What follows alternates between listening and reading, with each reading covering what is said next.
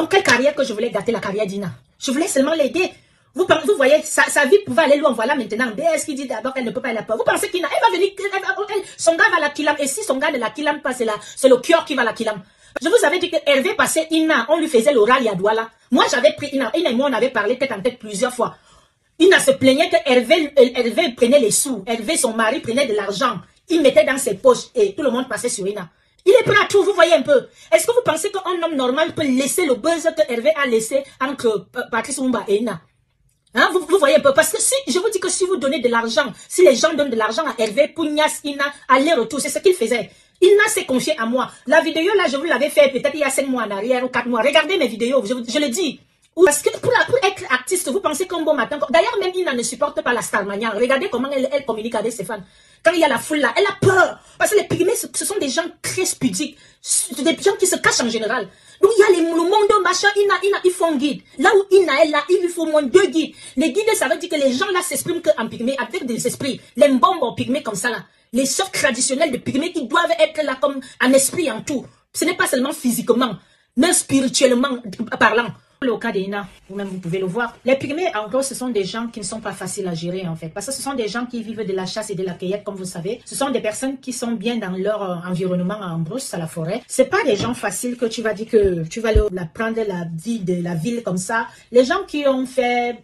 je vais vous dire quelque chose. Quand vous voyez Ina chanter là, vous voyez, on dit déjà que Charlie Barla, c'est manager. Qui est producteur? Qui est le producteur d'Ina? Vous allez jamais comprendre le mauvais cœur du showbiz, la méchanceté du showbiz. La personne qui est derrière Ina, c'est une femme qui a vu que je venais pour elle, hein, je venais fort, j'étais au pays et qui voulait perturber ma musique parce qu'elle pensait que si Ina et moi on se met, on serait fort. Qu'est-ce que la personne a fait? Je préfère taire son nom parce que le monde du showbiz c'est violent. Hein. C'est un monde très méchant. La personne a fait en sorte que je parle même pas de l'or noir ici à Paris. Hein. Non, je parle pas ni de DS. Je parle pas de DS. Je parle d'une autre personne que je préfère taire le nom. Une femme. La personne a voulu me mettre en concurrent avec Ina, la petite vaillante pygmée camerounaise. Au lieu de nous faire en sorte qu'on soit ensemble pour être plus fort, mais la personne voulait me casser en fait. La personne en question voulait me casser. Et pour me casser, il fallait que la personne a vu que Ina et moi on pouvait être très forts. Moi, je n'ai jamais eu des intentions d'exploiter Ina.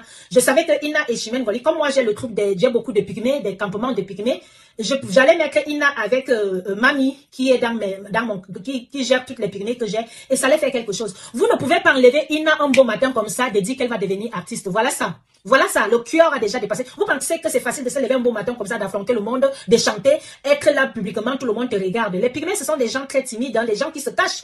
Même si vous voyez Ina avec un courage comme ça, c'est un faux courage. Maintenant, vous avez commencé à lui donner de la drogue pour qu'elle y va, qu'elle a le courage. Voilà ça maintenant. Voilà ça. Parce que les Camerounais, vous pouvez pas... Je vous dis que ce n'est pas l'or noir qui est ici à Paris. Ce n'est pas DS, ma petite soeur, non. Il y a une autre personne, une femme, qui a voulu me séparer de Ina. Moi, je vous dis, hein, vous savez que quand moi je dis quelque chose, c'est comme ça. Parce que la personne voyait que, hey, la personne a très peur de moi. Chimène Ngoly, musicalement. Et pourtant, tout le monde peut gagner pour elle. Donc, les gens que vous avez pris Ina pour devez faire Ina artiste musicienne, mais pour concurrencer Chimène Ngoly. Voilà les retombées. Les pygmées, ce sont des gens qui vivent avec des guides. Vous savez, les pygmées, tu peux pas prendre, par exemple, ma petite sœur DS, venir avec Ina en ville, sans guide. Qui va les guider? Tu sais que ces gens-là, je ne veux pas dire que c'est une ethnie maudite ou c'est une ethnie, mais c'est des gens qui vivent comme des, excusez-moi du terme, c'est pas les jures, parce que je connais vous les Camerounais, comment vous savez contourner et détourner l'information. Ce sont des gens qui vivent comme des animaux.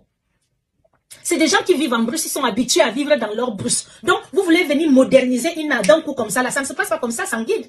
Moi, je vous ai dit que j'ai plus de 350 pygmées. Vous les avez déjà vus facilement comme ça? Non. Là où je suis là, moi, je vis une situation à peu près pareille. Il y a au moins 15 enfants pygmées qui doivent venir fréquenter à Yaoundé. Parce qu'on doit ouvrir l'école pygmée. C'était ce que moi, je voulais entre Ina et moi. Vous savez? La personne qui est leur guide, c'est Mamie. Mamie, elle et moi, on chante toujours depuis. Moi, j'ai toujours les mêmes pygmées que j'avais commencé avec. Comme on dit là que je les exploite. Mais ce sont toujours les mêmes. Vous allez voir les petits bébés qu'on portait comme ça dans le clip de Ma. Vous allez les voir. Je vais vous les montrer un jour. Ce sont des grands garçons maintenant, des grandes filles qui ont déjà 3-4 enfants. Ça, ce sont toujours les mêmes pygmées que moi, je travaille avec. Et les pygmées, ce sont des gens... Moi, comme je vous disais que je vis la même chose. Mamie, maintenant, doit donc venir à Yaoundé pour rester avec des enfants comme guide. Si vous pouvez savoir la jalousie que son mari fait. Son mari lui frappe là-bas comme il n'est pas permis. Tout le temps des bastonnages. Parce que j'envoie mon petit cousin Yoyo aller prendre mamie pour venir à Yaoundé, pour qu'on essaie de voir comment on va faire et tout, pour venir avec les enfants à Yaoundé, pour que les enfants commencent à aller à l'école. Plus tard, on voit. Ce sont des gens qui gardent des projets comme ça là. Ils sont comme des animaux. Même les animaux, même le chien, tu dis, assieds-toi, il va s'asseoir et tout. Même c'est des gens bizarres. En plus, la jalousie avec ces gens-là.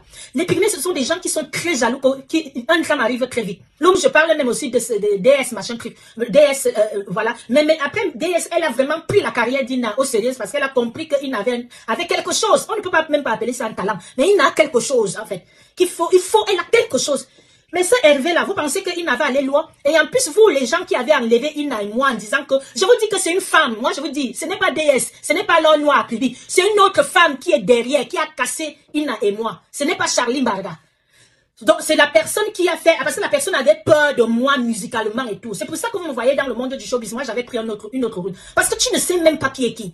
La personne en question que je vous parlais là, c'est une femme. Et c'est une personne que moi, je pensais qu'on était comme ça. Mais quand j'ai entendu que c'est elle qui a tout fait, qui gère même la carrière d'Ina là, au Simous, elle est derrière, elle est alignée derrière. Tout simplement parce que la personne a peur de moi musicalement.